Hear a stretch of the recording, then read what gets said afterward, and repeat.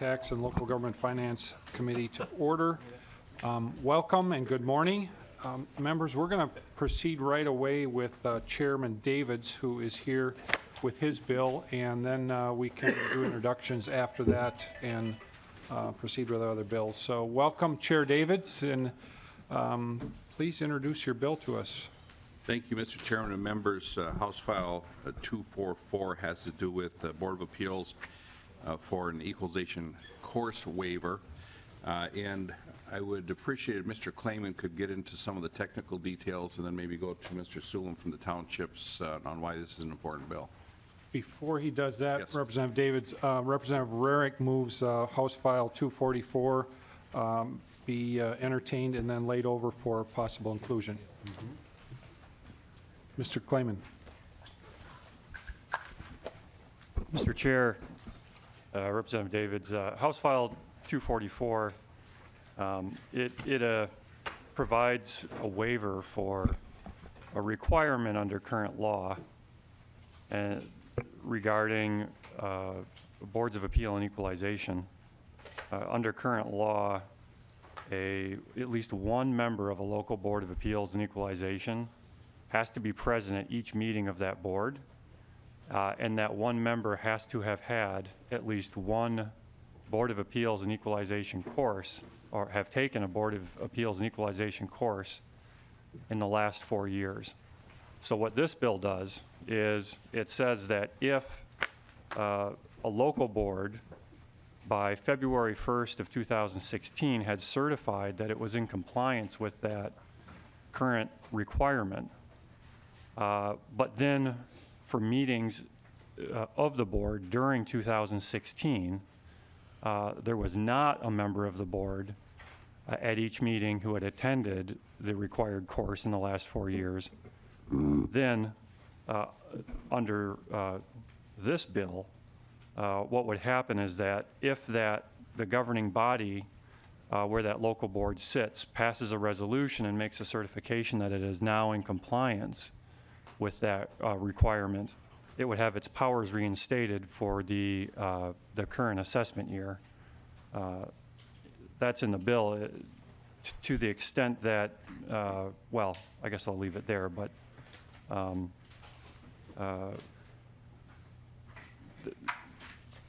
yeah, so, and that would be in the bill for assessment year 2017, although there may be an amendment that moves that date up to 2018. So, Thank you, Mr. Klayman. Questions, members, or Representative Chair Davids, anything else you'd like to add?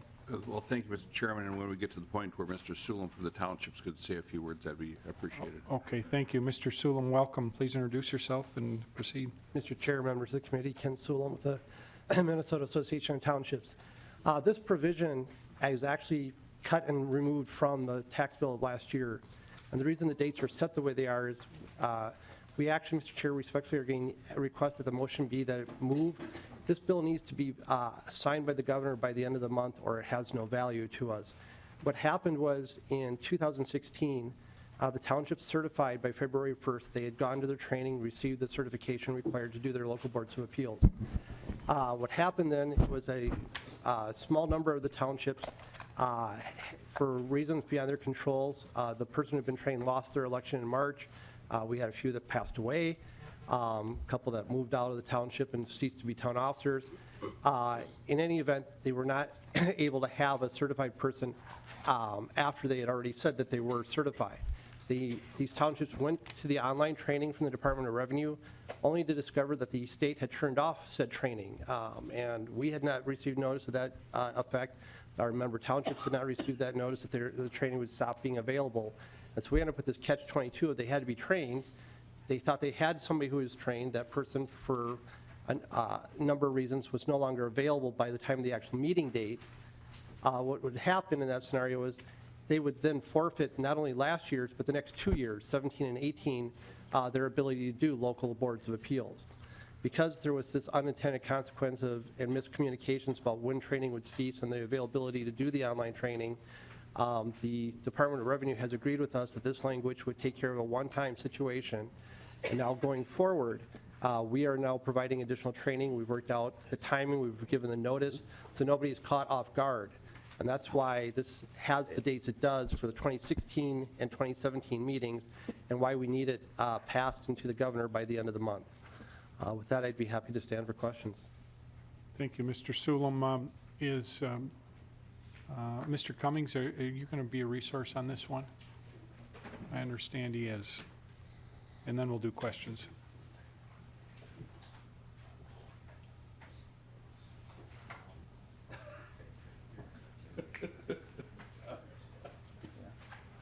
Good morning, Mr. Cummings. Good morning, Chair Drazkowski and members. For the record, my name is Paul Cummings, and I'm the Tax Policy Manager at the Minnesota Department of Revenue. I was able to connect with Representative Davids before the hearing, and we do thank him for the work on this bill. The proposed bill would waive the requirement that at least one member on the local Board of Appeal and Equalization have attended an Appeals and Equalization course training within the last 4 years. The proposed bill would apply to township boards in 2016 for the requirements for February 1st of this year. I understand there is an amendment to move that to 2018. First, Mr. Chair, I'm happy to report on the progress made last year on our commitment to conduct 12 in-person trainings over 2015 and 2016. In addition, we have seen wide-scale acceptance of our web option and would like to share with the committee some of those results. In sum, for 2015, we offered 14 in-person courses. 8 of the 14 were offered at the 8 regular session at the Minnesota Association of Township Conferences across the state. In all, we trained 379 individuals at 8 regular sessions at MAT conferences. Thief River Falls, we had 28. Walker, we had 51. Carlton, we had 55. Fergus Falls, there was 55. Mankato, there was 39. Morton, there was 50. Rochester, there was 40. And in St. Cloud, there was 61, Mr. Chair. We have also expanded this class to an online setting. I am also happy to report that even in our first year of offering online courses, our online participants outnumbered our in-person participants. In 2015, we trained 560 individuals online. The online course was available from July 1st through February 1st, 2016. The numbers are still not final for the time period ending February 1st of 2017. We've received positive feedback from individuals that took the online training with regard to the length of the training, content, and ease of use. As a way of contrast, in-person training historically took 3 or more hours plus travel time. The online course takes about 1 hour to complete without travel. While the online training is well received, we see areas of improvement, Mr. Chair, including our online registration.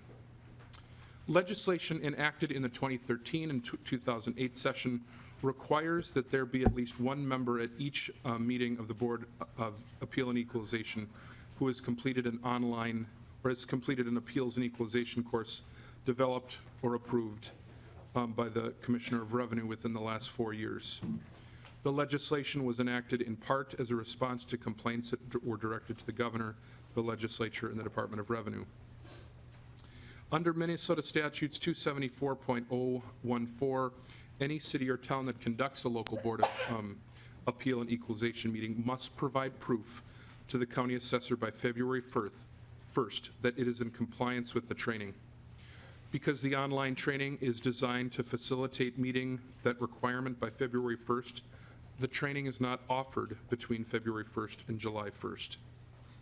This time frame is necessary because the county assessor must set the type of meeting, open book or local Board of Equalization, time and date by February 15th, according to Minnesota Statutes 274.01. That date must be announced in the newspaper and on the valuation notice. In order to set the date and the type of meeting, the assessor needs to know which districts have a trained member and which do not in a timely way. Accordingly, the township clerk needs to notify the assessor by February 1st so that the date and type of meeting can be set. Offering training after February 1st would confuse the question of whether the statutory deadline for training has been met.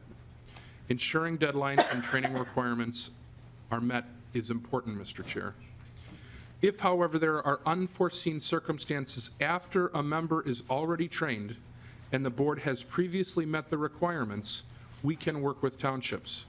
For example, if a trained board member dies or steps down from the town board before the March township meetings or at the March township meetings, we certainly would hope that a board member would not die at the township meetings, Mr. Chair, but that may happen in the intervening time between February 1st and the March meetings. We allow new members to be certified in makeup sessions. In those cases, the dates and type of hearing has already been set. So after last session, we worked with the Minnesota Association of Townships, so we have updated email and other notification lists to ensure township officers have the ability to know about this makeup opportunity. With February 1st fast approaching, county officials will need some certainty on how to handle the local Board of Equalization, whether they should be boards or open book. It is important for all of our customers and property taxpayers that they have clarity about what to expect for their local boards of equalization. Having training completed on or before February 1st provides that clarity and transparency. So we understand that there's an amendment to move to 2018, Mr. Chair, but that still does not create an opening to be able to say that rules should not be followed for this season coming up. We can ensure that people understand the openness to make up sessions if the statutory guidelines are met by February 1st. Mr. Chair, we want to be partners with the townships in meeting these training requirements. We think that we have worked in good faith to meet the needs of our customers. We are always open to hearing feedback about how we can better serve our customers, and we look forward to continuing the conversation. Mr. John Klockseam, he's the Assistant Director of our Property Tax Division, is here, and he can be made available for specific questions about how this is done, and I will be here to stand for questions as well. If this bill moves forward, the Department of Revenue looks forward to working with you, Mr. Chair, Chair David's staff, and the Minnesota Association of Townships. Thank you, Mr. Cummings. Members, any questions for Mr. Cummings or others? Representative Erickson. Thank you, Mr. Chair. Mr. Cummins, are you suggesting that the Department of Revenue would prefer that we have our faith in you as an agency rather than a law change? Mr. Cummings. Mr. Chair, Representative Erickson, I don't understand. I don't understand the dissonance or the point that you're trying to make. Can you explain what you're? Well, Mr. Chair, based Chair on what Erickson. you just said in your testimony, I was led to believe that perhaps because you have these makeup sessions, et cetera, that changing this in statute is not necessary. Maybe I'm totally misunderstanding. But. Mr. Cummings. Well, Mr. Chair, Representative Erickson, what we have is we're trying to provide some certainty Yes. to taxpayers, to county officials, to township officials, to local boards by February 1st. So we need to, so we want to make sure that when we provide that clarity and that clarity is made public, that we can ensure that that is what the taxpayers in Minnesota can expect. If they expect, based on what has been met, to be a local Board of Equalization, we want to ensure that that happens, right? That lives out. If they're going to expect an open book hearing, then we want to, ensure that they can expect that. I think if you're asking to say that you wanted some certainty that the Department of Revenue will provide that training when a local Board of Equalization has been determined, I think that's something that we can continue to be open to continue to work on the language. And Mr. Chair, he hit it right on the nose in this last statement. Thank you. Thank you, Representative Erickson. Mr. Sulam, quickly had a comment. Mr. Chair, Representative Erickson, I think there's a misunderstanding of what we're trying to accomplish here. All this bill does is address one very narrow situation that occurred in 2016. We're not asking for changing going forward. We're not asking for the training to be stopped. Our members are actually now finding value in the training, the work partnership with the Department of Revenue. Imagine that. Yeah, we were surprised, but pleasantly so. But what this does is we have this, what happens now with February 1st this year, February 1st, 2017, is they have to certify that they've been trained and that somebody at the 2016 meeting participation was trained. Because of the ceasing of training and the blackout window that occurred in 2016 that we were not aware was coming, our members were not aware was coming, we had a handful of townships that got caught in the, we want to be trained, but we can't, there's nobody available to provide training. That was a one-time situation, we hope, because we've offered more training. The department has really increased their notice out to members. And so all we're trying to do is say for those townships, the limited number of townships that were unable to have a trained member available in 2016, even though they were certified in February 1st that they had somebody available, then by the end of March when the meetings occurred early April, that person was not available, that those townships do not forfeit their rights for 2017, 2018, and going forward, but they will have to be trained for this year. We're not doing away with training. It's simply saying the forfeiture that occurs because they didn't have one in 2016, it becomes an automatic forfeiture. We're suspending that forfeiture. That's why we're asking for immediate passage. That's why we're saying that dates do not need to be changed. It's dealing with a one-time scenario of a handful of gotchas that occurred in 2016. If we don't pass this by the end of the month, then those townships won't be able to certify February 1st of this year, which means they will forfeit their abilities for 2017, 2018, and 2019 before they can apply for reinstatement. And we just think that's a pretty harsh penalty for townships that tried to do the right thing. They had somebody trained, they tried to get the new person trained, but because of breakdown in communications, they were unable to for 1 year. And that 1 year has already passed. So that's all this bill is doing, is taking care of the gotcha that occurred in 2016. Thank you, Mr. And Stulman. this language was agreed to by the department when it was in the tax bill last session. Thank you. That discussion was helpful, at least for me. Mr. Cummings, does the government take money from the township officers for this training? I'm not, Mr. Chair, no. Thank you. Wow. Another first. Representative Joachim. Thank you, Mr. Chair. I have to apologize for being a few minutes late, so I just want to catch up here. I believe, Mr. Chair, Mr. Cummings mentioned that there's exceptions to the rules to have makeup situations when a town and a Board of Equalizer dies or is a vacancy. How come, I'm just curious, with the Association of Municipal Counties saying that there's just a handful, why change the statute versus having some makeup sessions just for this unique circumstance? Mr. Sulin. Madam Chair, Representative, we're not changing the law. We're simply suspending the requirement 1 year for those townships, because what happened was that makeup training, nobody, in 2016, we did not know it existed. There was no communication through our association. If it was on the department's website, we didn't find it, our members didn't find it. We have rectified that problem for 2017 and going forward. So we just need this one-time exception for last year's situation where the member who was trained became unavailable through circumstances beyond anybody's control and trying to get trained but couldn't. So it's literally that small of a window. Representative Joachim. Thank you, Mr. Chair. So this is because there was nobody that was certified when the board meeting occurred in 2016. Okay, so this isn't something moving forward? No. So there's no other way to do an exception except for a rule change, so we can go back and train.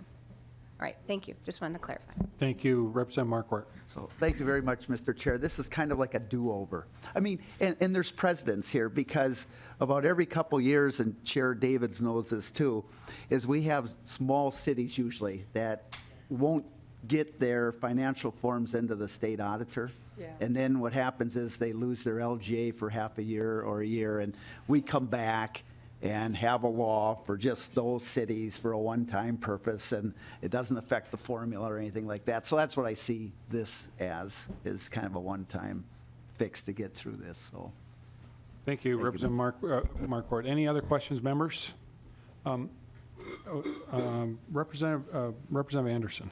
Thanks, Mr. Chair. Just a curious question. So those few townships that, because of a situation, didn't have a certified town board member on that equalization board last year, did they hold an equalization meeting, and was that meeting officially lawful? Mr. Sulin. Mr. Chair, Representative Anderson, There was a mix from the information we've received. Some did proceed with their meeting, and what happens is when they have to certify this year about what happened in March of 2016, they can't certify that they had somebody there. Others, the county stepped in and said, no, we are going to open book because that person is not available and nobody is trained. So it was a mix of results because, again, the statutes aren't totally clear. When you had somebody trained, post-certification had occurred, and you had this unique situation. And so it was a little bit of a mix. And again, all we're trying to say is let's not punish the ones who tried to do the right thing. They're doing the right thing now. They've had the training. Let's not punish them for the 3 years because of a situation beyond their control last year. Thank you. Could we have the chairman come up about this bill? And thank you, Mr. Cummings.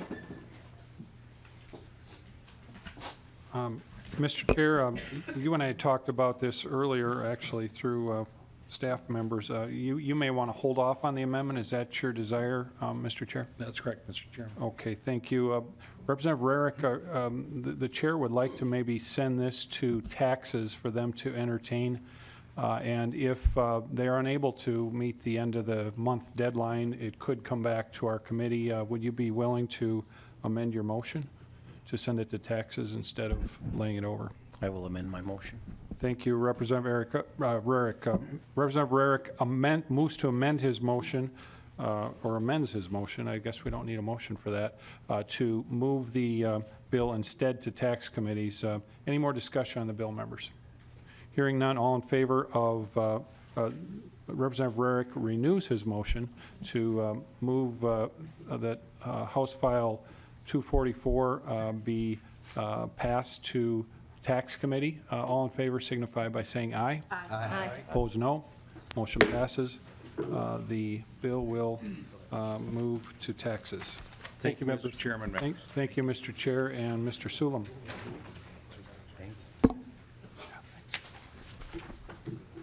Okay, members, we're going to we're going to do our introductions that we held off on last time. Let's begin. Representative Erickson, would you like to begin introductions? Maybe if you could introduce yourself and then maybe where you're from and one or two quick items that you'd like to accomplish in committee this year. Oh, thank you, Mr. Chair. I'm Sandra Erickson. I represent District 15A, which is Mille Lacs, Sherburne, and Kanabec counties. Two of those are, property poor counties.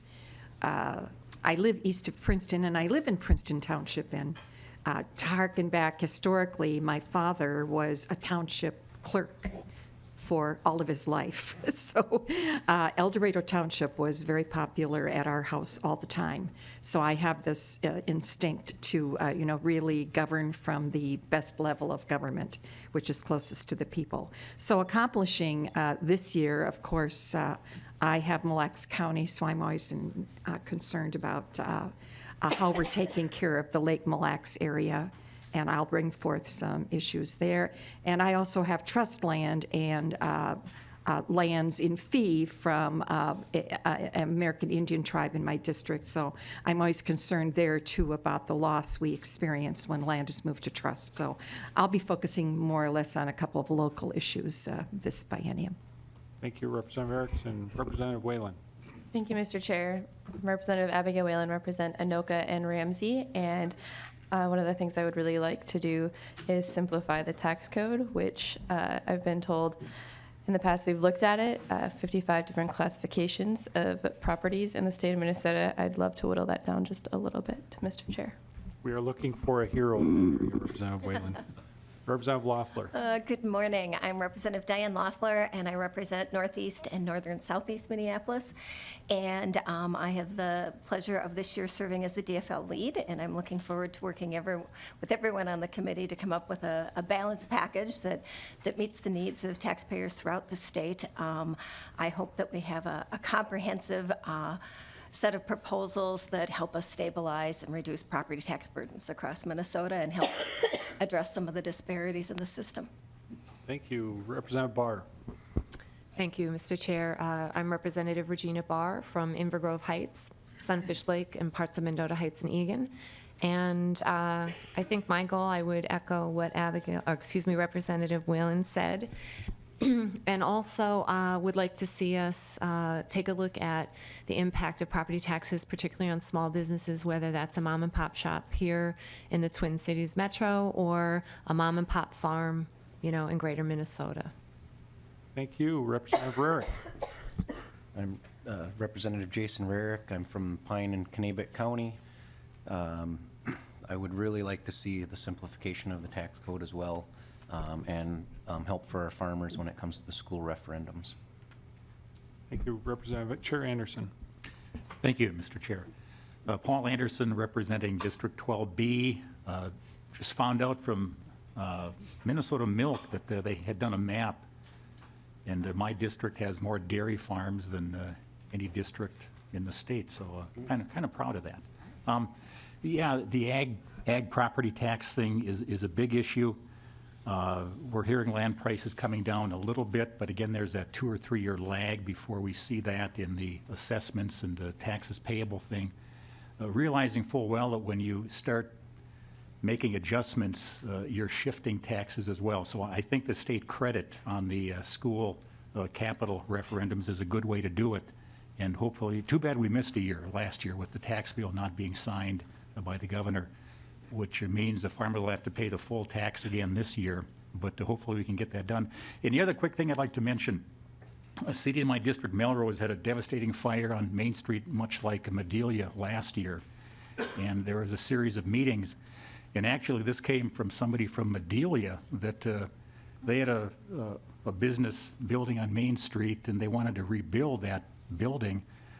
But in so doing, their property taxes would go from a couple $1,000s to $20,000 a year. So it's a real negative aspect of trying to rebuild after a fire. So and instead of having the state make up the difference in property taxes, it was suggested to just freeze our tax rate at what it was in the old building.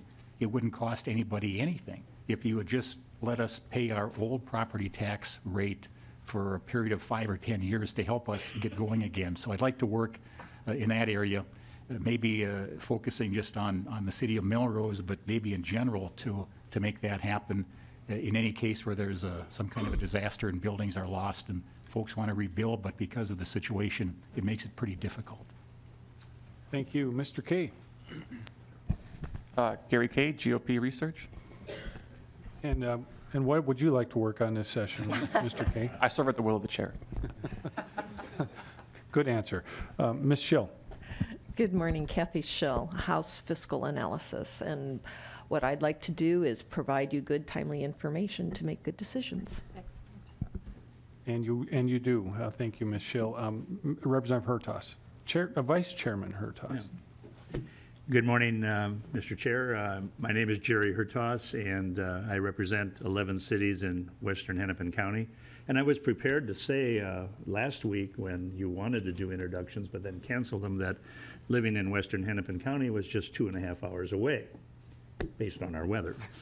As far as some of the agenda, I'm always looking to work in the area of increasing fairness in our property tax system and certainly efficiencies within it. I share some of the other comments and concerns of my colleagues. We have a complicated property tax system and like to work in that arena. Thank you, Representative Hertaus. Ms. Robel. I'm Allie Robel. I'm the committee legislative assistant, and I would like to properly record the minutes. Dotting the i's and crossing the t's. Thank you, Ms. Robel. And so, members, if you have any questions about scheduling or anything else for the committee, this is the gal you talk to.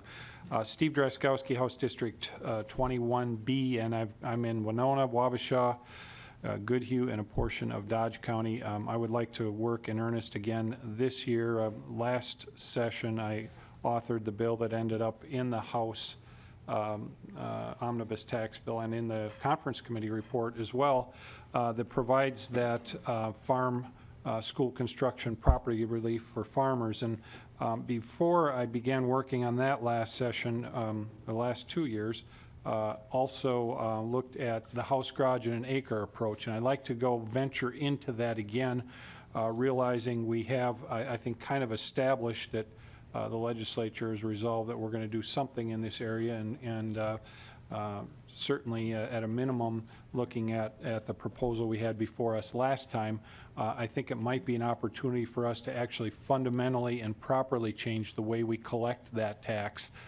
if we combine them both together. And I've invited Representative Markwart and also the department to join me in that, and Mr. Hines and others are going to be helping us dig into that and do some work. So looking forward to doing a good job with the farmers so that we can provide that relief, so that we can bring fairness back between the people in town and the people on the farm. Mr. Rubis.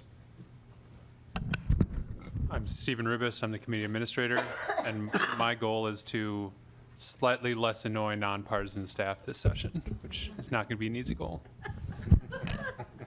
Goals, Mr. Rubis, need to be attainable. Mr. Hines.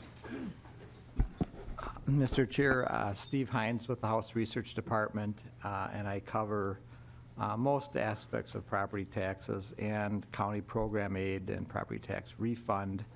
And I would echo Ms. Schill's comments to provide timely and helpful information to the members. Thank you, Mr. Hines. Mr. Klayman. Thanks. Chris Klayman, House Research, and I handle all the other issues of property taxes that Mr. Hines doesn't handle. That would be more of the legal issues related to things like property tax administration, assessments, delinquency, tax forfeiture, and I would echo again the comments of Mr. Hines and Ms. Schill on we're here to work with any member on any property tax related issue that they would like us to work on. Thank you. Representative Nelson. Thank you. I'm Michael Nelson. I represent House District 40A, which is the southern half of Brooklyn Park, past home of Representative Hertas. And anyway, I learn more about, my goal is to learn more about property taxes. I served on this committee once for 2 years and just get a better understanding of it.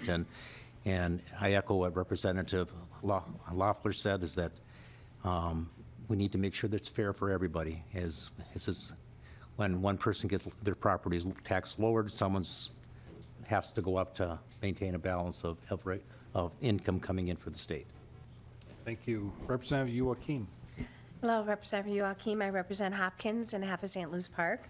And I share what Representative Erickson was saying. I served for 9 years on the city council, and I do believe we need to restore some balance with the difference in laws between state and local, and too many times we take too much power away from our local government. So I'd like to maintain that balance. And then I also am working on a way to help small business owners. So maybe Representative Barr would be interested in my bill that gives a freeze on increased value on property taxes that when a business rehabs an older property. So we'll have to be talking later. But I've spent 2 years on this committee and still have stuff to learn and really enjoy it. Thank you. Yeah, maybe we should do the overview like 3 times throughout the year, Representative Joachim.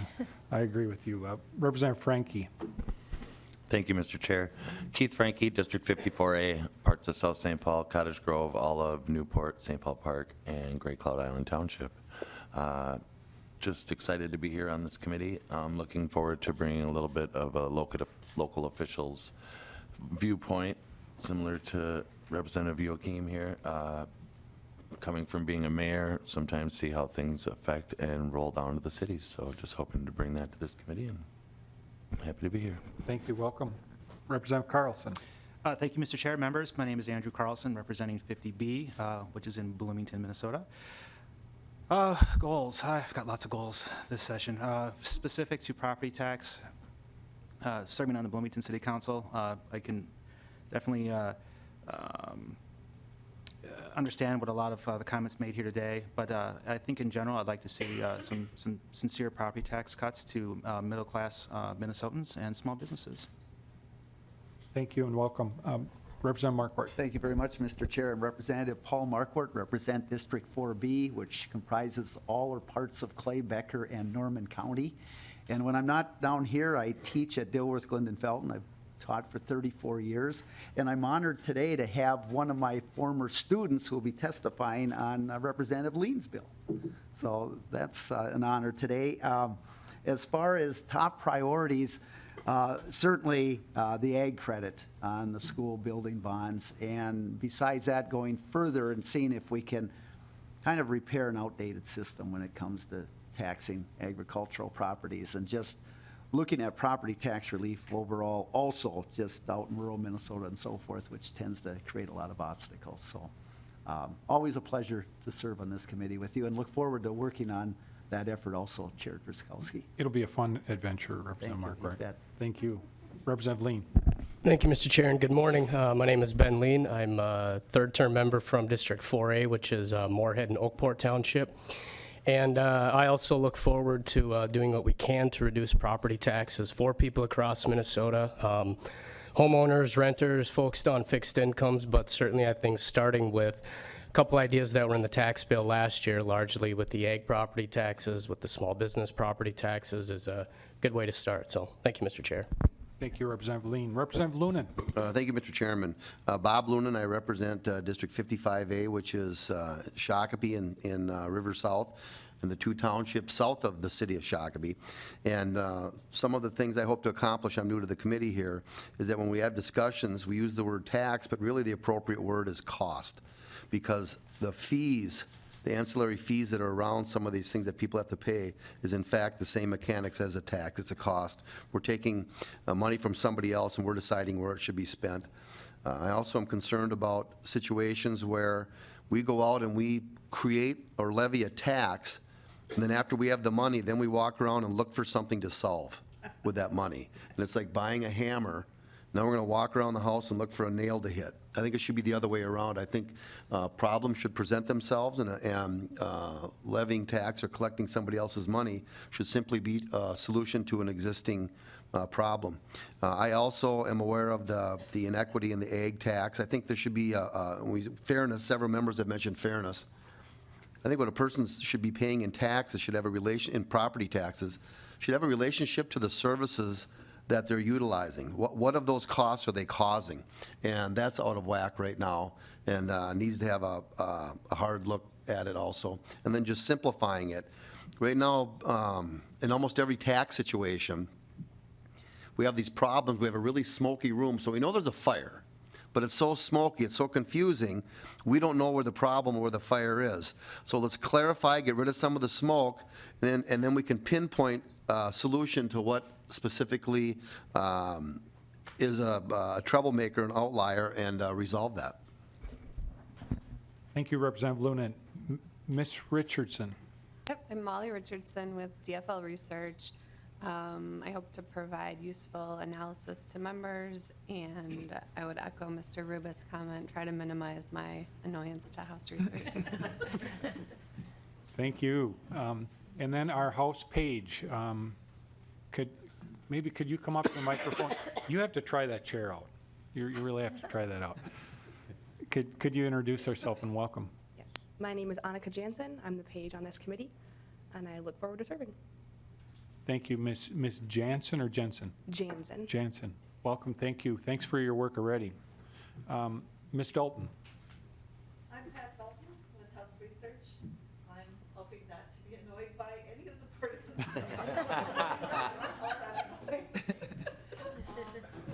And I hope to serve you in the areas of local government aid, levy limits, and local sales taxes. Thank you. Ms. Manzi. Nina Manzi, House Research. I work with homestead credit state refund, which is the property tax refund for homeowners, the property tax refund for renters, and the special property tax refund. I share, all the staff's goal, which is to help you all have information to use to make informed decisions. Thank you. Mr. Michael. Joel Michael from House Research. I work for this committee largely on tax increment financing, and my goal is to help you all understand the Byzantine tax increment rules to deal with whatever legislation you're going to deal with. And I'm never annoyed by either Mr. Rubus or Ms. I like that adjective, Mr. Michael. Mr. Williams. Mr. Chair, I'm Sean Williams from House Research. I'm going to be assisting Mr. Hines on property tax issues and in particular property tax modeling. And I guess my goal, I'm new to this issue area, so I'm looking forward to learning and getting more informed. Thank you. Is there anyone we forgot? I think we've got everyone. Thank you, members, and thank you, staff, and everyone who introduced themselves here this morning. So again, members, especially those of you that are new, these resource people we have, our House nonpartisan staff are amazing people in the work they do and how resourceful and capable they are. They will actually chase you down if there's part of your bill that needs to be addressed that they've got a question with. So they're also persistent in catching up with you. And so anyway, go up to the 6th floor and roam around up there and find these folks, and they'll be glad to help. So, okay, our next item of business is House File 163. Is that Representative Lien's bill? Mr. Chair? Oh, it's my bill. Mr. Chair. Representative Hertaus. Just organizational business. I'll move the minutes from the last meeting. Oh, thank you, Vice Chair Hertaus. Vice Chair Hertaus moves the minutes from the January 11th, 2017 meeting of this committee. Any additions or corrections to the minutes as presented? Okay, hearing none, all in favor of adopting the minutes from the January 11th, 2017 meeting signify by saying aye. Aye. Opposed, no. Motion passes. The minutes are adopted. And Jerry, you want to take the chair? Is that my bill?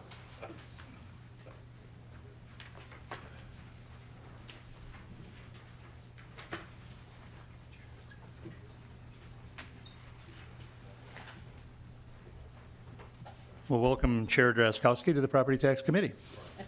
We'll move House File 163. Thank you, Mr. Chair.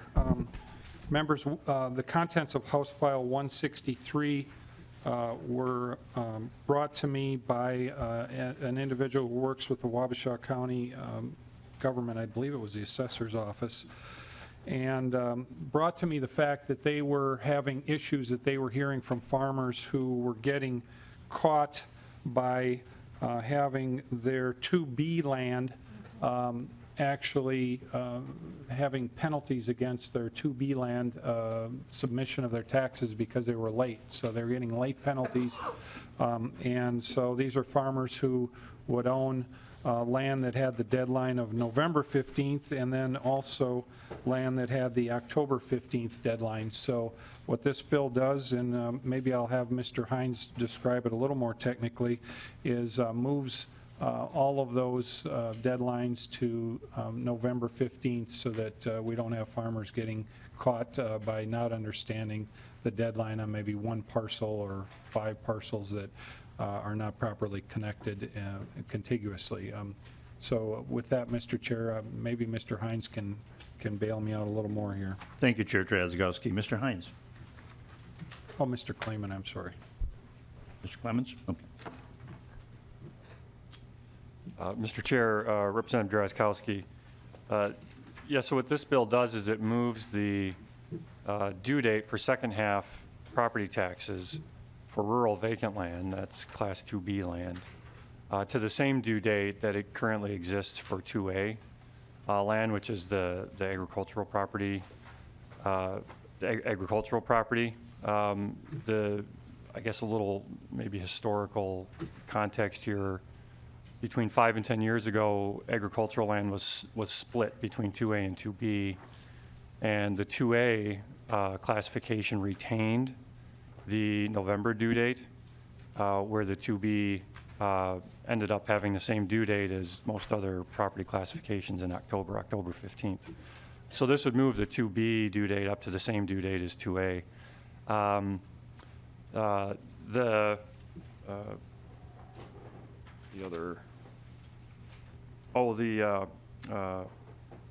Just one other comment on that, I suppose, is that in case anyone was wondering, that the sort of the rationale for the later due date for agricultural land is to give the farmers a chance for the harvest to come in before they made their second half property tax payment. So That's sort of a background of why that date is the way it is. The other thing the bill does, it also conforms the penalty schedule for Class 2B rural vacant land to what it is for what the 2A land is, so there's some conforming changes there. And then also in the bill, line 1.22 through line 2.22, that just deletes, or that just strikes an obsolete reference, but that doesn't change the substance of any provision in the bill. So.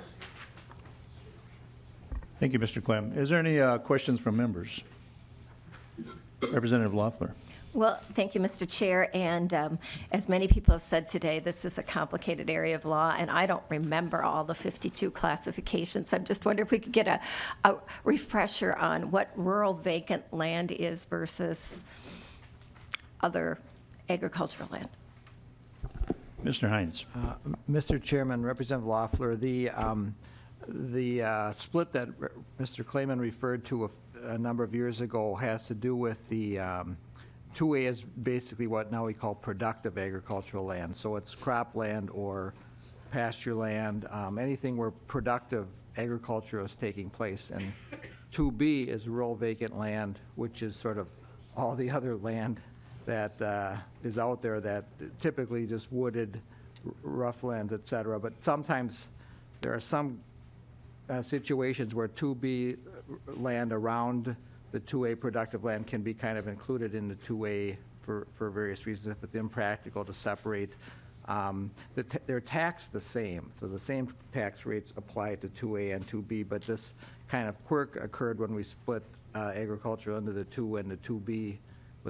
It wasn't clear whether that was strictly speaking agricultural land anymore, and the department has interpreted it as to be not agricultural, and so sometimes, a lot of times, farmers have some of both in their holdings, and if there's already a provision that says if their tax statement includes multiple parcels, some of which are 2A and 2B, it all is on November 15th. But if you have a separate statement for just a 2B parcel of land, that's due on October 15th. So this is basically trying to streamline it.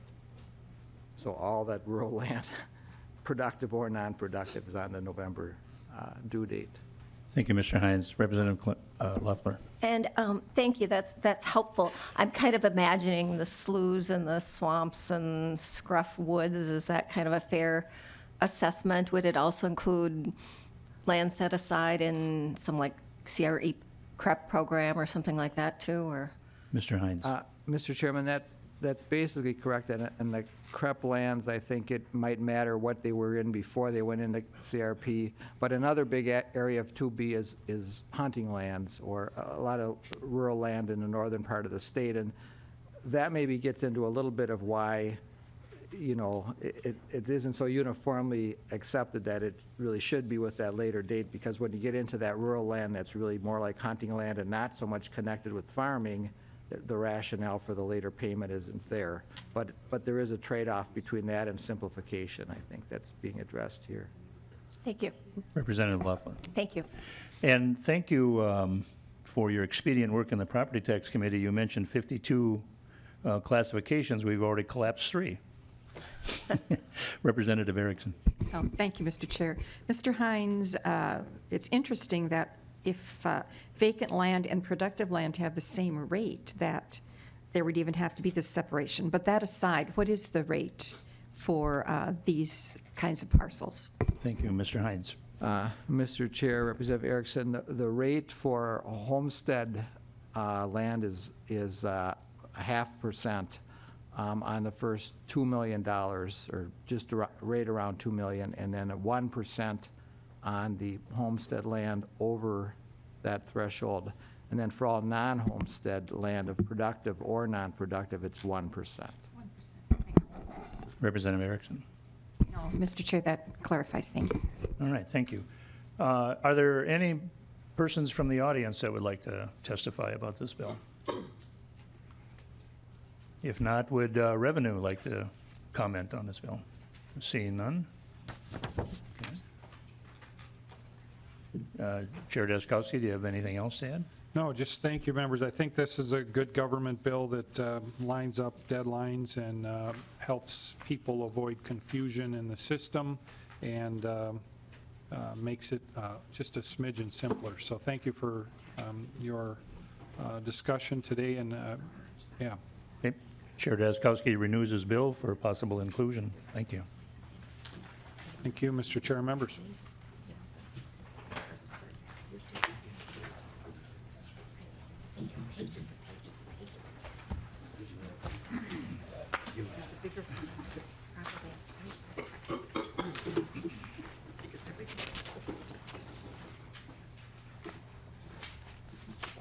Okay, Representative Lien is bringing House File 174.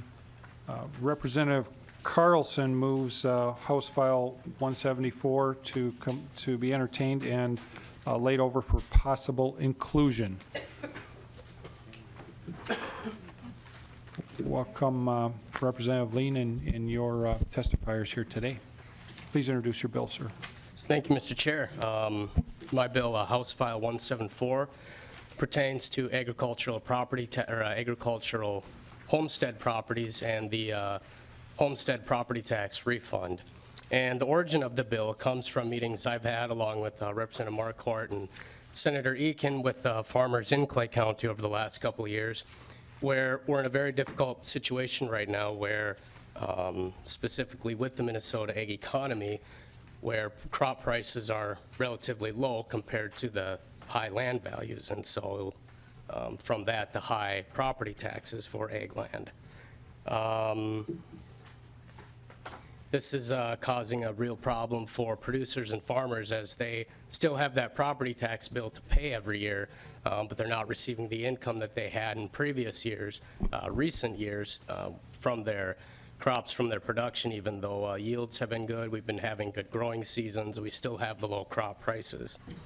And so what my bill would do is take the homestead property tax refund program and open it up so that farmers are eligible for refunds based on their entire homestead land value. Currently, the law states that ag producers are only eligible, the land value is only eligible on the house, garage, and 1 acre, and so this would open it up to the entire homestead property. In effect, producers who right now receive that refund, they would receive a larger refund. It would also open up the refund to, I believe, about 31,000 new farmers across the state. And Mr. Chair, at this time, I would like to turn it over. I have a couple testifiers with me, some farmers in Clay County, Mr. David Cragness and Mr. Trent Hytem. Thank you, Representative Lien. Welcome, Mr. Cragness. Yes. Please introduce yourself and proceed. Thank you, Mr. Chairman, members of the committee. My name is David Cragness. I'm a farmer from Clay County, Minnesota. And I'm very pleased to have an opportunity to be here on your first session of your tax committee this year, so you can include some of our thoughts as you go forward in your discussions about tax fairness. So I have passed out the bulk of my remarks are in hard copy and have been passed out to you. I'd like to just share a short background for this tax discussion. Contrary to visual appearances, I'm a small family farmer. My local bank, Bell State Bank, says that a minimum size they suggest for a viable single farmer entity is 1,500 acres, and I farm 1,350 acres, so I'll use myself as an example. I'm certainly not talking about a big farm. If someone lives just down the road from me in an identical house as I live in, but works in town, they can have the exact same income as me and therefore paying the same in state and federal income tax. They can have the exact same net worth as I do, regardless of what that net worth is. And they can have theirs invested in stocks, a vested pension, 401k, antique cars, gold bullion, or whatever. But since mine is invested in 940 acres of farm dirt, at the end of the year, I owe $38,000 more to the county and school than they do. It makes no difference if the land is paid for or mortgaged above saleable value, the tax is due. I'd please like to understand how this can be considered fair. Again, the tax makes no differentiation how much equity is in the property, nor the ability of the owner to pay the tax. My farm of 1,350 acres in its entirety would have to come up with about $58,000 to pay the tax regardless of profitability. My tax bill in 2010 was $23,621. By 2016, had grown to almost $40,000 for the farm. for the farm had jumped from $33,000 to $58,000. During this time, the land prices went up in my neighborhood, and that was the reason, one of the major reasons for the increase in the property tax. However, I did not buy any land during this time frame. I did not bid up the land, and therefore I don't consider that this should be penalizing me. I did not create the problem. It would be like if one of your neighbors bought a new Escalade and the insurance cost on your minivan went up. Someone else did something that results in me having to pay more taxes, and I can't understand how that's fair. Business property taxes are a factor in your discussions, and so for the sake of discussion, let's talk about a single owner business in Moorhead or Dilworth. There's a Dairy Queen in Moorhead. It's on the best corner in town. Its property taxes, according to the Clay County website, are $3,783. There's a liquor store in town of Dilworth that's on the main street, $3,046. There's an auto shop in Moorhead called Duggan's Auto. $3,728 is their property tax to the county and school. None of them are taxed as much as 90 acres of farm dirt, and yet each of them provide a place for several people to work. Duggan's Auto is an especially good example because it is operator-owned. It has the father, a son, and 2 workers that are provided employment there, and yet their property tax is about 10% of mine. In the Dilworth-Glendon Felton School District, there are 155 farmers. That's about where half of my property is located. 3.6% of the voting residents in the school district are farmers. If the building bond bill that last year failed, if that had passed, farm dirt in the district would have been assessed just over 66% of the cost. 3.6% of the people paying 66% of the cost, regardless of ability to pay. Again, please tell me how this is fair. Non-school, about 2/3 of my property tax bill is for the Clay County. 60% of the county expenditures are for social services. Much of it is unfunded mandates from the state. Bare farm dirt yields no children for schools, but it also produces no need for social services. Farmers, I think, understand the need for county and township roads, and that's a disproportionately their burden. But the other county expenses levied against bare dirt are also unfair. A bit of history: when 95% of Minnesotans were involved with farming, and every family had 80 acres and 2 cows, I can understand how the idea of an ag property tax was close to fair. Any tax that even comes across that is even across 95% of the population today would be considered extremely fair, but things have changed. Excuse me. Minnesota farmers are facing tough financial times right now. Let's not lose sight of their long-term financial importance to the state. Ag brings in new money from out of state. It's not just a recirculation of cash among the residents. This is an important distinction in the long-term tax reform is how you're being considered. This is an example.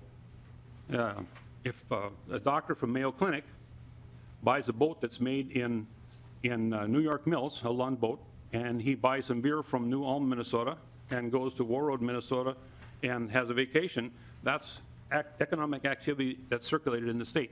And this is all good economic activity. However, it didn't bring any new money into the state.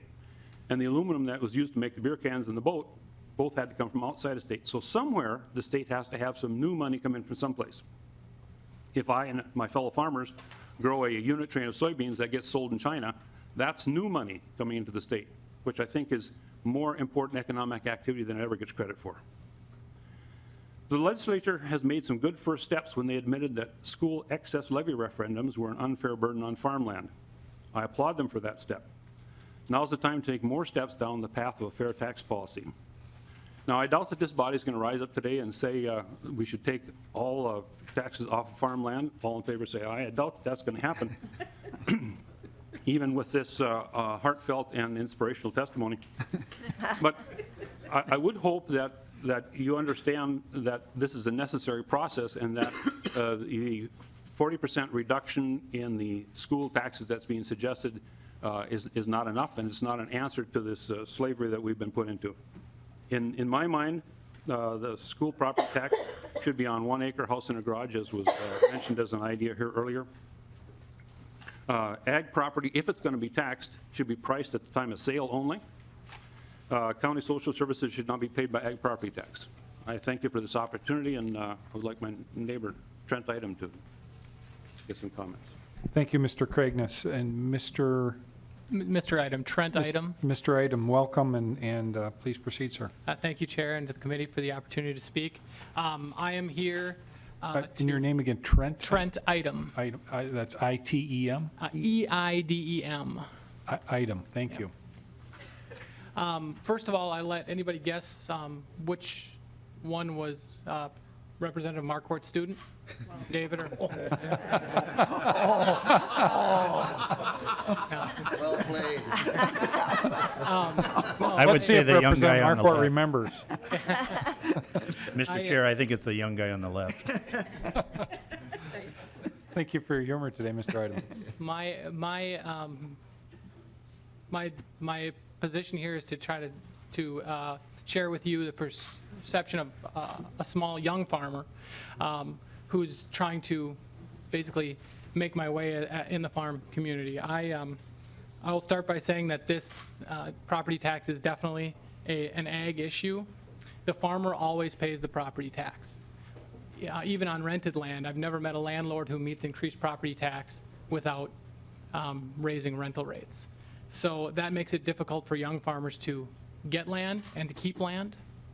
Also, it's very difficult to cash flow farmland on a limited balance sheet, and which is what most beginning or young farmers have. So once you add in the extra burden of the property tax, it becomes very difficult for a young farmer to purchase land, farmland, and therefore making it almost impossible for him to get a foothold or even increase his position or grow his business. Considering that historically about 30% of farm operations survive to the second generation, only 12% to the third generation, and 3% to the fourth generation, how will the proud tradition of farm families providing food for the state continue if the young farmers are continuing to be hamstrung by the high property tax? They need these footings. They need the time when they're young to get a footing for success, and if they can't get that, they'll never have a chance to succeed at the same level as previous generations. Also, I want to point out that I feel that the way farmland is valued is flawed. You simply can't determine the value of farmland the same way you determine the value of a home. The home market is a fluid market. If I want to and I have the means, I can buy a new house in the general neighborhood I want to be in anytime I want. Basically, every day there's a house for sale. If that quarter land near the farm comes up, that might come up once in a lifetime if I'm lucky.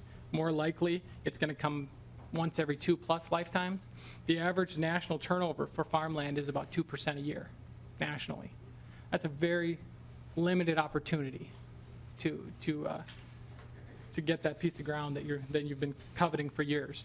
Also, farmland values are also artificially inflated by that 1031 exchange.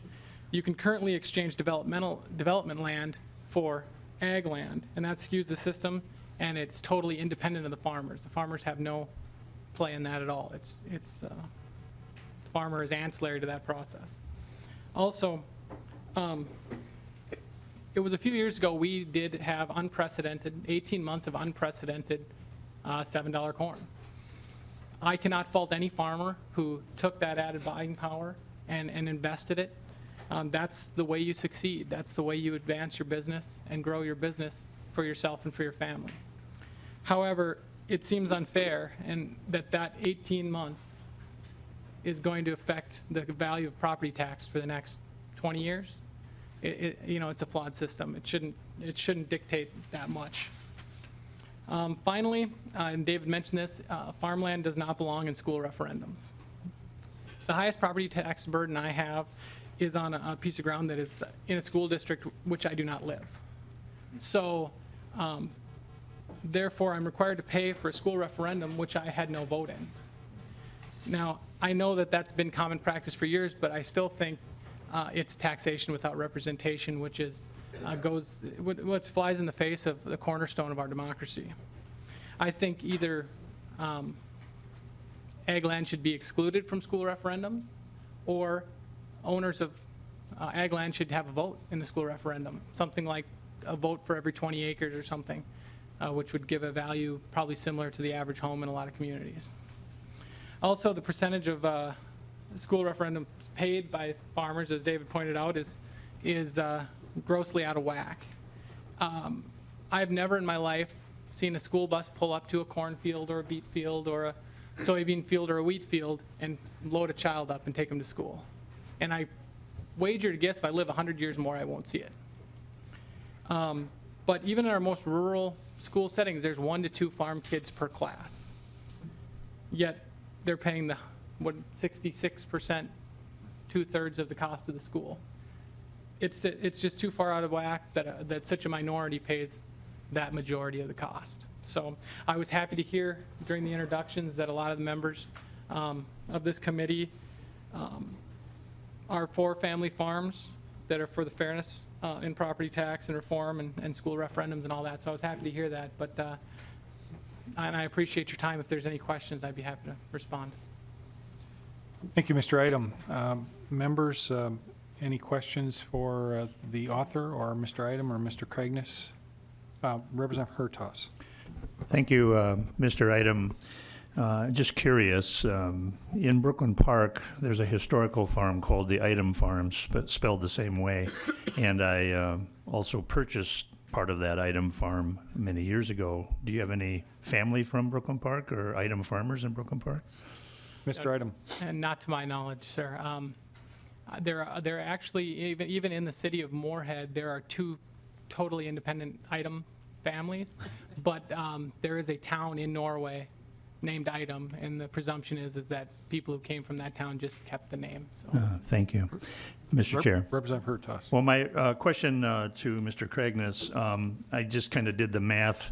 So your input cost per acre on the taxes you're currently paying is about $43 an acre. And that may or may not have a degree of predictability. I know most farmers, try and keep their input costs for corn around $400 or $450 an acre if they can. Obviously, that affects your profitability.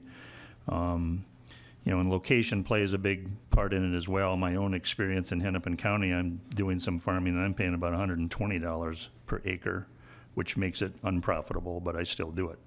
I'm just curious, what is your thoughts, or either of your thoughts, about Iowa taxes of farmland based on production? What do you think about a conversion of paying taxes on your land based on production? Mr. Cragness? Thank you, Chairman. I believe that's fundamentally a pretty good idea, and the state of Minnesota currently has that in place. It's called income tax. If farmers make money, they pay income tax. And so I'm not sure that an entire new system to try and assume profitability, and then you further have the complication, are you growing Brussels sprouts, or are you growing sugar beets, or are you growing corn? And is the farmer, in fact, choosing the highest and best use for that land, or could he choose a crop that would be more profitable, or did he choose to certify organic or whatever else? Exactly the devil in the details of deciding the profitability of a piece of ground is extremely difficult in my mind, to get something that is assumed to be fair and is in fact workable.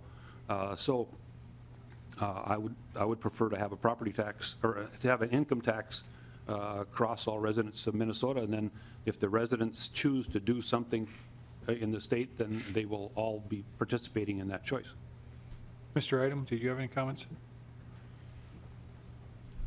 Thank you, Mr. Chair. I guess I agree with David. If you wanted to gauge the value, the profitability of the land, you'd have to look at the profit. And there's the only linear, logical way to do it. I guess I'd prefer to see a division, if we're going to rebuild the system, to look at where the value that the land requires comes more from the land. For like Representative Lien said, if for county roads, for example, to a farm field, that makes sense. That's very linear to me. That makes sense. But other than that, to pay for nursing home care or something like that, it seems like that's not linear. So I guess I would like a more linear correlation, I guess is what I'm trying to say. and linear, because I just want to say that one more time. Thank you, Mr. Chair. And I guess we had testimony when last year, I believe it was, Chair Drazkowski and members of this committee went on the road traveling, asking questions about property tax, and certainly that came up in southern Minnesota where some farmers were actually farming on both sides of the state line.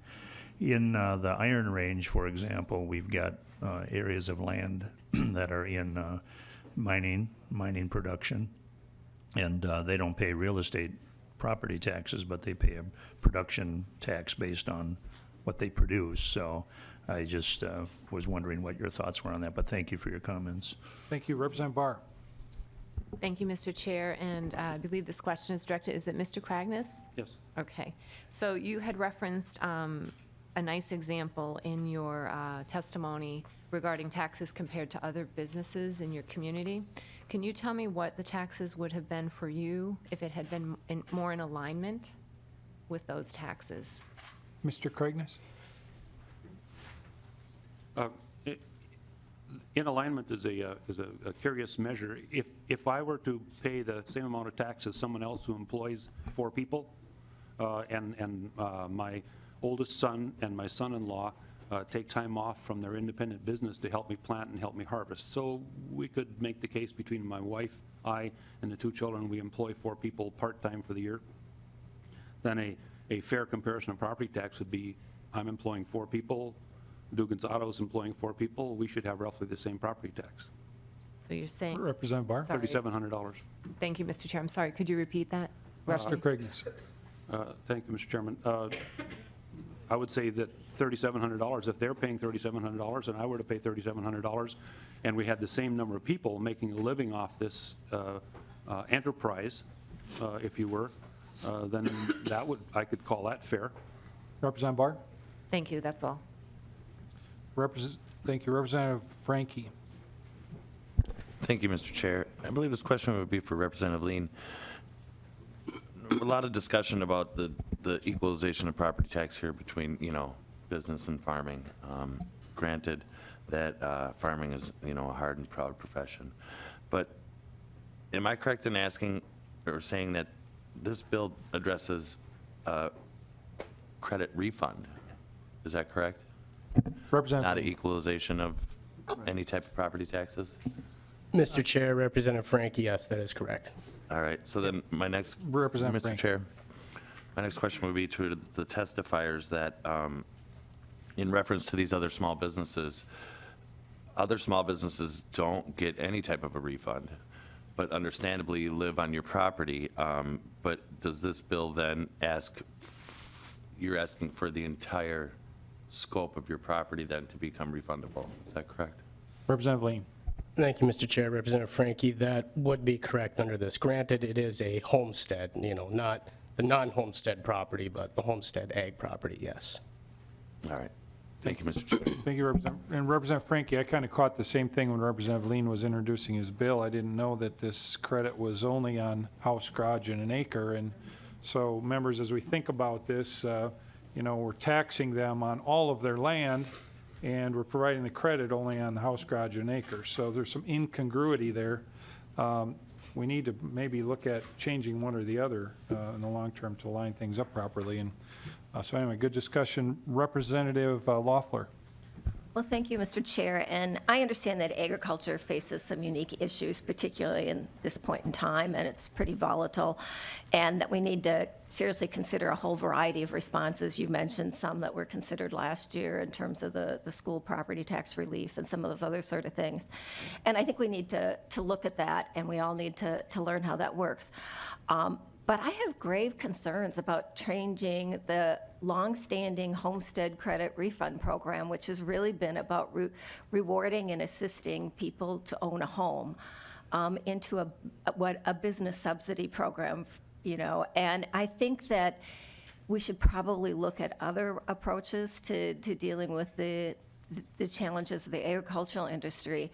When I first saw this bill, I thought, well, I've got a bunch of businesses that have the apartment or the home behind it or above it, and, should I propose that, they also be able to kind of combine their business? And I think in the discussion of goals, simplicity came up. And I think I personally think we'd be better served to keep the homestead credit refund program uniform across the state for all homeowners. That's really about your homestead, about your yard, your garage, where your kids play, and deal with the business taxes and some other ways. We've got all kinds of tools in our toolbox, and we've been pretty creative about using those. I think that this would really be hard to explain to homeowners in other parts of the state, that it's treated differently depending upon what type of other things that the homeowner's involved in, whether it's they own the Dairy Queen that's connected, that's in the front of their home, or it's, or some other commercial business, or they're happen to be a farmer. And so I think this is really changing the purpose of it, and it makes our homestead credit budgeting, I think, subject to the volatility that we've learned a lot about in agriculture. And so I think we'd have to really kind of think about that as well. So I think we've learned a lot about some of the issues that are confronting it, but I think maybe looking at assessment practices and some of the school burdens and some of those other things might be a way to address those issues, while at the same time not making our homestead credit program into something it really, I don't think, was designed to do.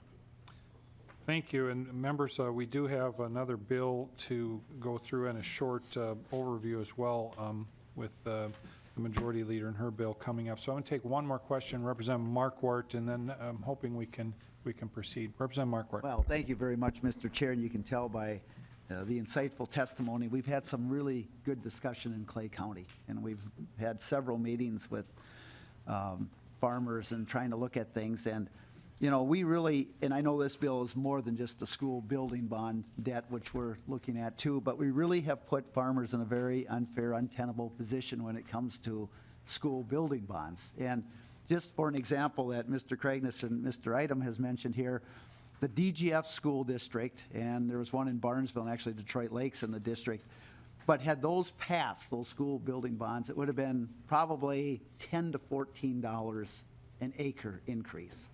So, I mean, you're looking at just a quarter section of land, 160 acres, that's $1,600 to $2,200 a year in taxes for the next 20 or 30 years. I mean, it's cost prohibitive with kind of the perfect storm that farmers have hit with low commodity prices and rising market values and aging school buildings. And so I think there's I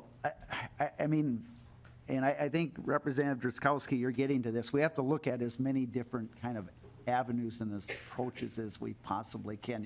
Whether or not its production value might be a better deal than market value. I mean, I don't know, because a lot of other states use that type of an approach. But, I know that, and I'm glad that you two are here to testify to kind of start things off, because you do really bring a different perspective on things. You're not just talking about kind of the way we talk about things, but how it relates and how you compare it to other businesses and so forth. So I really appreciate that. And so thank you for traveling down.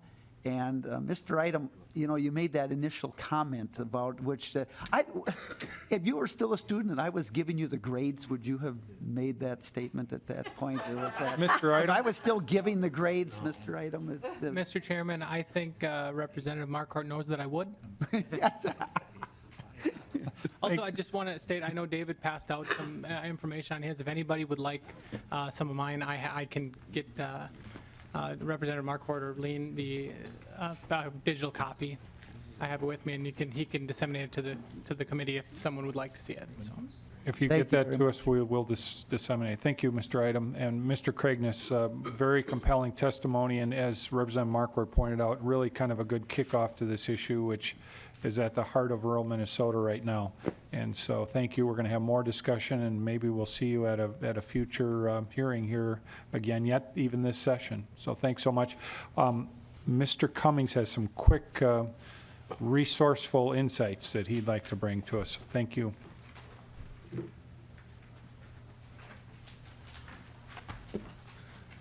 Good morning, Mr. Chair, Representative Lien, and members. I will be brief. For For the record, my name is Paul Cummings, and I'm the Tax Policy Manager at the Minnesota Department of Revenue. The administration shares Representative Lien's goal, and I know a goal that you had espoused too, Mr. Chair, for providing tax relief to Minnesota farmers. As you know, property tax on farms have increased by 114% in the last decade. To relieve that property tax burdens on Minnesota farmers, Governor Dayton and Lieutenant Governor Smith, and I know that you had it in House File 848, Mr. Chair, have proposed a credit worth $34 million for owners of agricultural property for taxes attributable to school district debt levies. However, as we're talking about agricultural property taxes and how they are calculated and linked, I wanted to ensure that something is put on the radar screen and we don't have to necessarily deal with it today, but hopefully it can be dealt with throughout session. I know that you're working, Mr. Chair, to provide some creative solutions on property taxes. This proposal will provide additional property tax refund to some property tax owners who have linked homesteads across ownership types. Under current law, linked ownership types are likely not eligible to receive a property tax refund. For example, an individually owned agricultural homestead that is linked to a trust-owned agricultural homestead would not qualify for a PTR. This change may pose difficulties to property tax owners who co-own parcels regarding determining which co-owner should apply for and receive the property tax refund. For the agricultural homestead credit, agricultural homestead chains with both homestead and non-homestead value, the agricultural homestead market value credit is to be calculated on the total market value of all homestead and non-homestead agricultural land in a homestead chain, and then prorated to each owner's occupant's percentage of ownership. The agricultural homestead credit is administered on a number of ways across the state, Mr. Chair, resulting in unequal treatment of taxpayers depending on where they live in the state.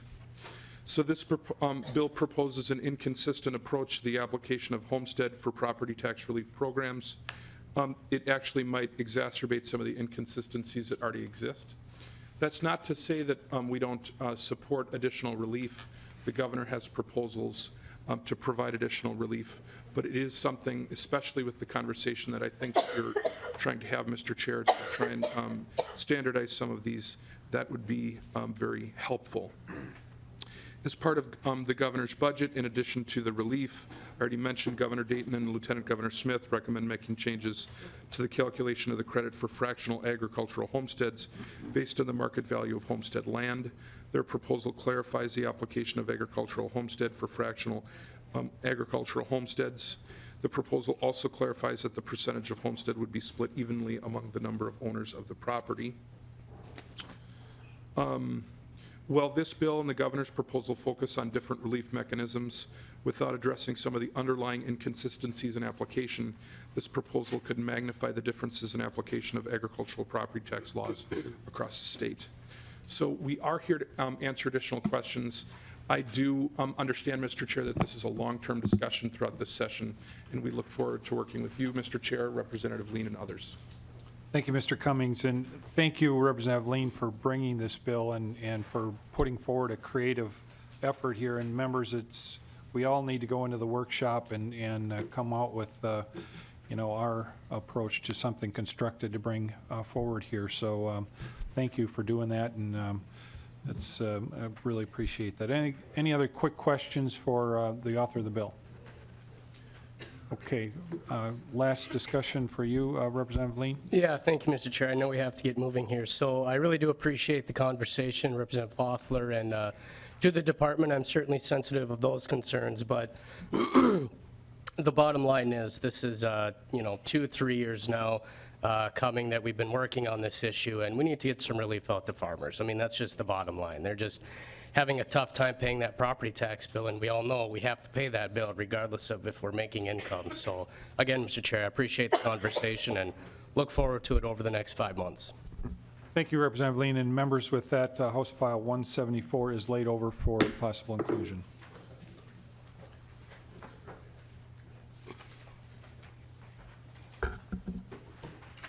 Okay, Mr. Hines is going to give a brief overview of fiscal disparities.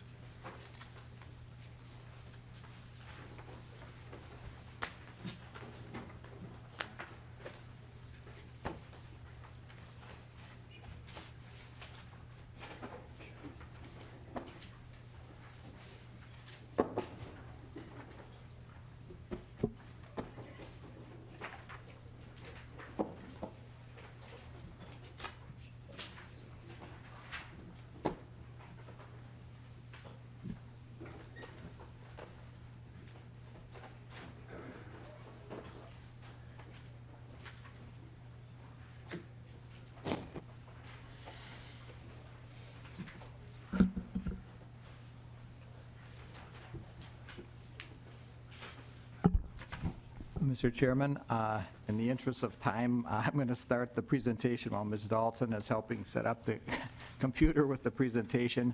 You should have the slides presentation in your folders, and I think I'll just start from there until we get up on the screen.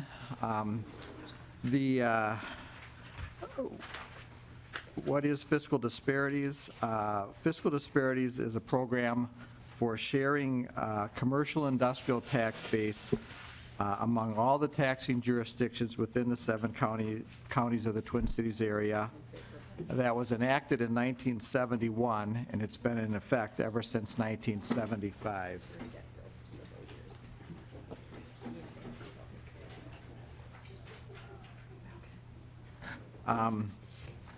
The goals of fiscal disparities are generally, there's 2 kind of overarching goals. To promote orderly regional development and to improve equity in the distribution of fiscal resources.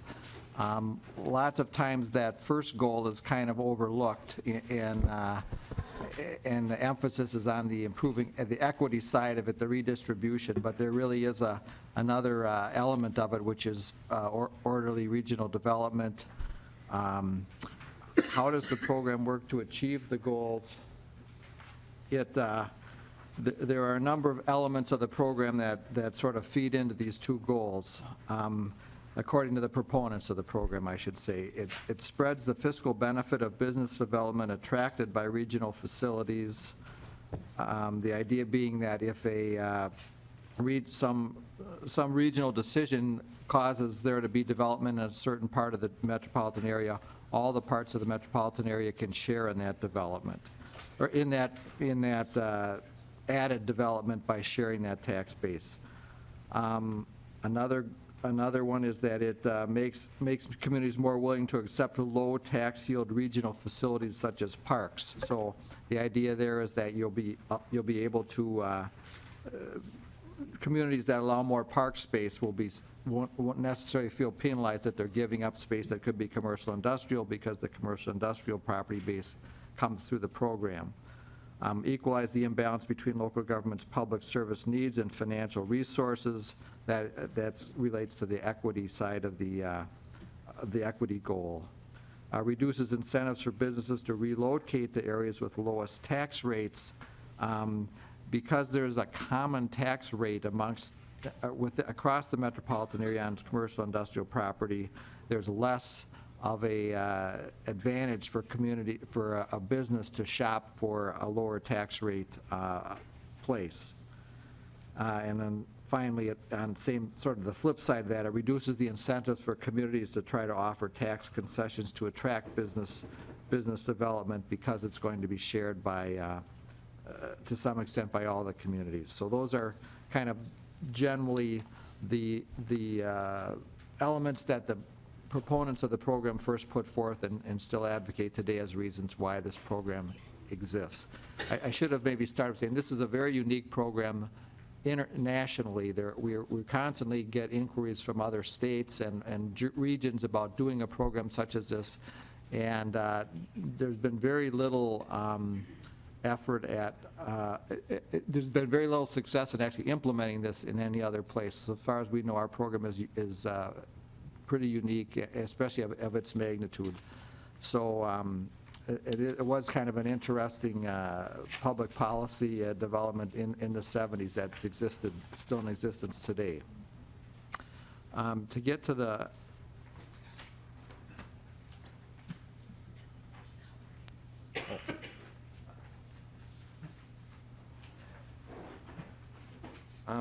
how the program works, the contributions, so for a start, each community contributes 40% of the growth in its commercial industrial tax base since 1971 to this abstract concept called the area-wide tax base. And this value that's put into this area-wide tax base is not available then for the local jurisdiction where the property is located for taxation. So 40% of it is put into a pooled tax base that's to be shared and not available to be taxed locally. This area-wide tax base is then distributed out to all the jurisdictions in the 7-county area through a formula that's based on the population of the municipality and its relative tax-based wealth. So the more wealthy a community is relative per capita, on a per capita basis, the less the distribution it receives and vice versa. Each municipality is allowed to tax this distribution tax capacity that it's getting from the pool at the same rate as the tax rate that it's paid by its own residents. So it doesn't get to tax it more or less than the same tax effort that's being paid by the local residents of the jurisdiction. And then finally, often when we talk about this program, we talk about municipalities, but in fact, all types of taxing jurisdictions, counties, school districts, special taxing districts also share in the distribution. But we tend to focus on the cities because they're the most easy to talk about in terms of where jurisdiction is, but there shouldn't be confusing that it's more of a city program. It really does affect each type of taxing jurisdiction in the same way. And as far as how it affects individual commercial industrial properties, a portion of the tax on each commercial industrial property is paid to their local taxing jurisdictions, and a portion is paid to the area-wide pool. So for a homeowner or an apartment property, their tax burden is entirely based on the tax rate of the jurisdiction where the property is located, and I should say tax rates, the county, city, school, et cetera. For a commercial industrial property, typically they'll take like 65% of their tax will be based on the tax rates in the jurisdiction where the property is located, and 35% of their tax will be based on this area-wide tax rate. 35 is a rough number that varies a little bit from place to place. The next couple slides are an attempt to sort of get this concept across graphically. These are very old graphics, so bear with me, but this slide one here is a pictorial illustration of three cities. City A, maybe in the upper left, being one with lots of commercial industrial properties. City B, more mixed with residential and commercial industrial. And then City C is the mostly residential property with just a few commercial or industrial activities in it. So this is where the properties are actually physically located. Then slide 2, we see that now we've created a fourth box called the area-wide pool. And if you can sort of see what we're trying to show in the pictures there, you'll see that in City A, City B, and City C, a portion of each of the commercial and industrial parcels is missing. So we've taken a chunk of each commercial industrial property and put it into this thing, this abstraction called the area-wide tax-based pool.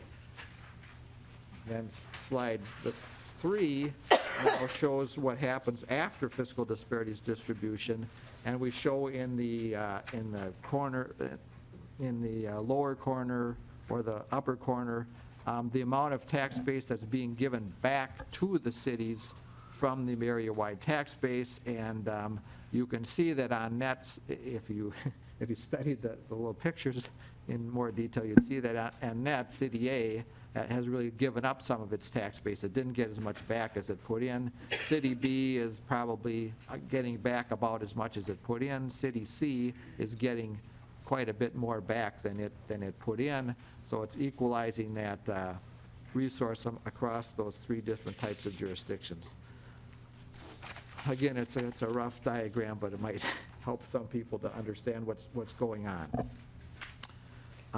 The next slide is just trying to show you how sort of big this program is. So this is looking at how much fiscal disparities tax base is of the total tax base. And so the solid line is showing that what is fiscal disparities tax base as compared to the total metro tax CI tax base, and you can see that the approximately 35% of the total commercial industrial tax base is actually being shared through the fiscal disparities pool, and that sort of makes sense. It's 40% of the growth since 1971, and so that makes it about 35% overall. That it varies a bit from year to year, but it's right around 35 now, and it should stay up in that 35 to 40 range going forward. The dotted line is showing the how much that this area-wide base is relative to the total tax base in the metro area, and that's at about 10%. So approximately 10% of the tax base in the metro is shared through the fiscal disparities program. The next slide is showing the growth in the levy over time. The solid line is the amount of dollars distributed. The dotted is just inflation adjusted. And you'll see that it's now at about $600 million of distribution levy. And it grows. I won't try to get into why the growth pattern is as it is. There was a big change in 2001 reform where lots of things in the property tax system changed, but it's been growing fairly steadily ever since. And most years it does grow. As far as the distribution of, or what the net redistribution that occurs for taxes payable in 2017, these graphs tend to look at, are showing it at a countywide total level, and the first pie is the contribution side of it, and the other is the distribution side. You can see on the contribution side, the thing that probably first noticed is that Hennepin County actually contributes 52% of the area-wide tax base comes from Hennepin County. The other counties, you can see their percentages are shown. And then the distribution levy, you'll see, distribution side, you'll see that Hennepin County gets back about 36% of the total. You can see that, you know, generally the shape, the pieces of pie maybe are somewhat similar, but Anoka is one that has a fairly big difference between its, it puts in about 7% and gets back about 14%. Ramsey is another one where there's a big net difference. They put in about 15% and get back about 22%. So those are maybe the two biggest deviations, plus Hennepin, as far as how much they get back compared to how much they put in. And then finally, the impact on taxpayers, just maybe very briefly. So we've talked about tax base. What really a difference does it make in terms of taxpayers and tax burdens? We did a property tax simulation of what the world would look like if there was no fiscal disparities program. And the last time we did this in 2012, we're intending to do it again soon here, but as far as I can tell, things haven't really changed much since 2012. The patterns are pretty similar through time. On homestead properties, on average, you'll see that in Anoka County, we think homestead properties pay about 8% less in Anoka County on average, 3.8% less in Ramsey County. And you'll notice that on homesteads, all of them are negative except Hennepin County, but even in Hennepin, where homesteads are negatively affected on average, it's only about a 0.5% increase on homesteads. For commercial industrial properties, we find that almost all counties, there's an average increase on commercial industrial properties, but of a degree between, looks like the highest is 8% in Dakota County and 7% in Washington County. Ramsey County is the only one where commercial industrial properties on net see a decrease of 1.6. Again, countywide averages can be misleading because it does vary much from city to city. I think in the interest of time, I won't go through the slides that look at city-by-city impacts, but you can look at them in the chart. And we do have a report on our website that's about a 50-page report with more detail on this program. And in your packets, I also have a 2-page version of how the program works. And I'd be happy to answer questions, but I think I'll leave the rest of the time for the bill. Thank you, Mr. Hines. And members, we're going to hold off on questions. We're going to bring up the Majority Leader's bill and act on that and bring that into committee. And, you know, we'll have more discussion on this, and Mr. Hines will be here for us to maybe review this packet again and have further discussion. Thank you, Mr. Hines. Majority Leader Peppin, welcome. Hello. I will, before you get started, I will move that we entertain House File 166 and that it be laid over for possible inclusion in the committee report. Thank you, Mr. Chair. Could you also move the amendment to get it in the proper shape? Thank you. And the chair moves the H0166A1 amendment. You want to, Representative Peppin, can you review the amendment or just tell us what it does real quickly? Or can someone? Yeah. Mr. Clayman or Mr. Hines? Let me just grab it. It's a very short amendment. It just clarifies that the bill is about communities that not served by regional wastewater services under Chapter 473, and that instead own and operate a municipal wastewater treatment plant. So that's very clear. It's a more narrowed-in amendment to more closely get at what we're trying to get at here. I remember it now. Thank you. Yep. Thank you. Any discussion on the amendment? All in favor of the A1 amendment signify by saying aye. Aye. Opposed, no. Motion passes. Amendment's adopted. Majority Leader Peppin. Thank you, Mr. Chair. And now that the bill is in the proper shape, House File 166 provides that any municipality that owns and operates its own municipal wastewater treatment plant cannot be required to contribute more than 10% of its net tax capacity to the area-wide tax base. Of the 180 cities and townships in the program, the city of Rogers has been the largest net tax contributor or net loser in terms of percentage of total tax base lost to the program.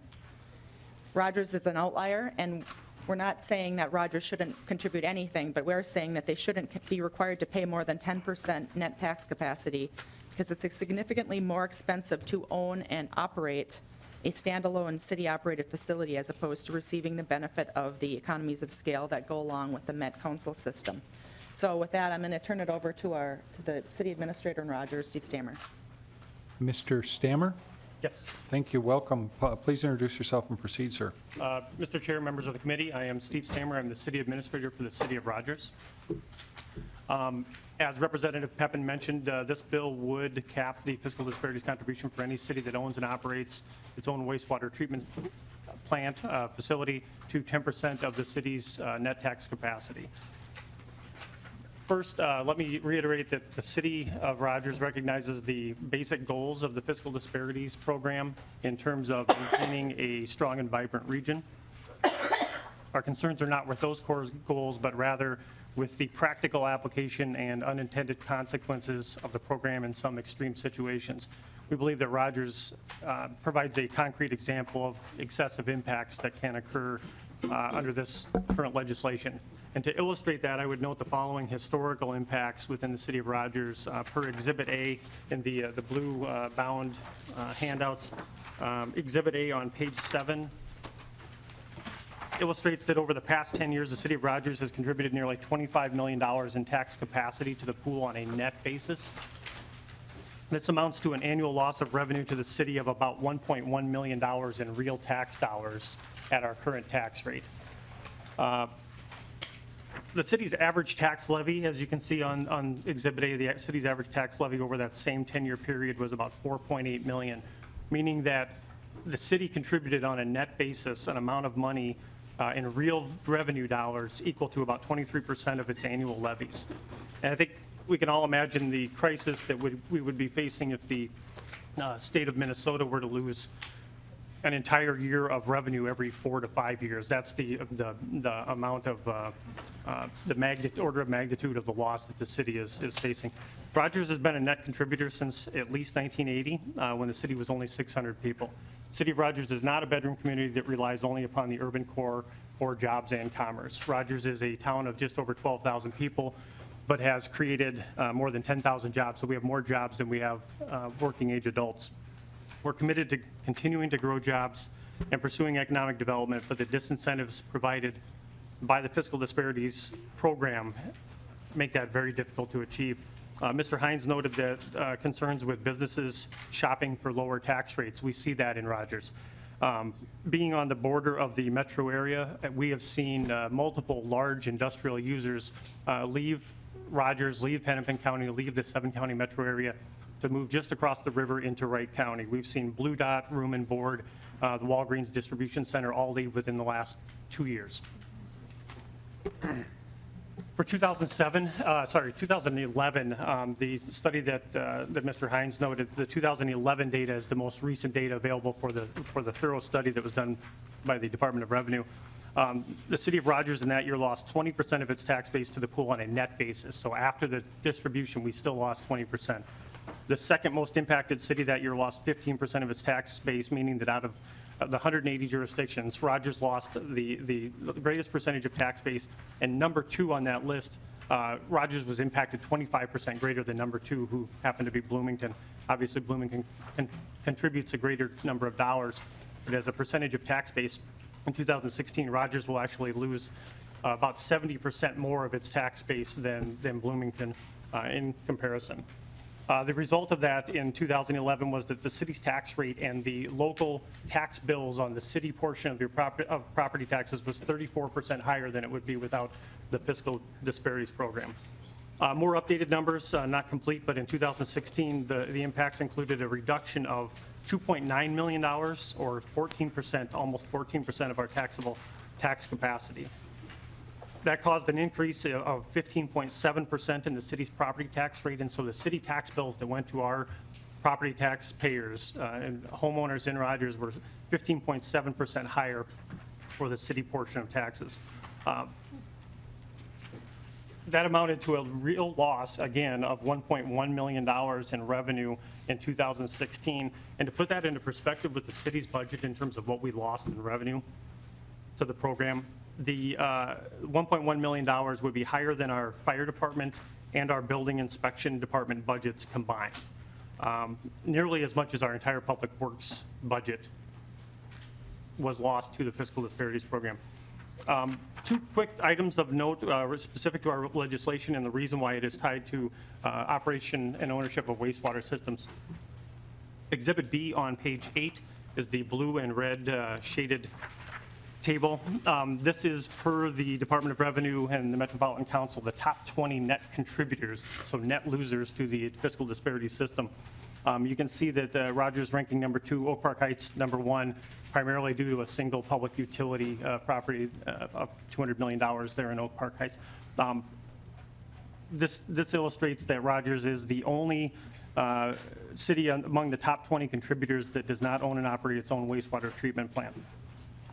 Exhibit C on page 9, the next table, is specific to cities that own and operate their own wastewater treatment plants in the 7-county metro area. There are only 15 of those cities. Every other city that owns and operates its own wastewater treatment plant is a net recipient of the fiscal disparities program, with a minor exception of Greenfield, which loses about 1.5% of its tax capacity compared to the 13.7% that Rogers is losing. What this table shows, the 4 cities that would actually, in our estimation, the 4 cities that would actually benefit from the cap, the 10% cap. Rogers' contribution would be reduced by $1.9 million. The next highest on that list is $57,000. Almost all of these other cities are significant gainers from the program, again, with the minor exception of Greenfield. And with regard to our wastewater treatment plant, the city currently owns and operates its own wastewater treatment plant, valued at approximately $10 million in terms of today's value on that. We are facing a looming expansion of about $25 to $30 million to handle expansion needs. We do believe that the Met Council is ultimately going to be taking that treatment plant over, but that's at least 10, possibly 15 to 20 years away. We know it's more than 10 years away, potentially 15. I would note also on this same table, we are showing the impact to the pool, to the fiscal disparities pool. We're mindful of the fact that we're not looking to significantly impact the pool. At the bottom right-hand corner of this table, you'll see that the entire pool for 2016 was $370,000, and if this had been enacted for 2016, it would reduce the pool of available tax capacity dollars by only 0.5%, 0.5%. A key justification for the fiscal disparities program has been that new growth is made possible due to the shared infrastructure that is shared regionally. Within the 7-county metro area, the only core infrastructure that is regionally funded is wastewater. Roads have no regional funding mechanism. They're funded at the local, city, county, federal, state level, but not regionally funded. Wastewater is. And while Rogers is not served by that regional system. We still contributed nearly 19% of our tax capacity to the program on a gross contribution. Couple of quick points to wrap up. You will hear from the Metro Cities group, of which Rogers is a member and very supportive. The bill such as ours should be considered only in the context of a larger review of the entire system of taxes and credits. And we believe that more study should be undertaken with regard to fiscal disparities and other taxes and credits in the future, but we also firmly believe that this type of excessive impact experienced by Rogers needs to be addressed from a fairness perspective, regardless of changes that may be necessary in the future. In terms of those other taxes and credits, Rogers does also not receive local government aid. And in summary, I would just note that this legislation would reduce some of those excessive impacts for cities like Rogers by placing that cap on the contributions. We have attempted to narrowly write the bill so as to not negatively impact the pool, but yet it is not special legislation specific to Rogers because we understand that other cities, maybe Greenfield in the future, other cities of that nature, may need this same type of relief as they move through their respective development life cycles. Thank you, Mr. Chair. Thank you, Mr. Stammer. Is Ms. Nauman here? Would you like to speak on this bill?